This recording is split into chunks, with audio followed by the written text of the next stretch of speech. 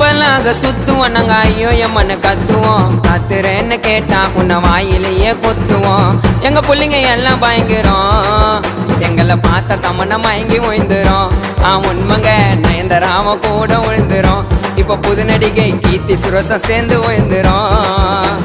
கும்பலாக சுத்துவோம் நாங்க ஐயோ எம்மன்னு கத்துவோம். ஏண்டா கத்துறேன்னு கேட்டா உன்னை வாயிலேயே கொத்துவோம்.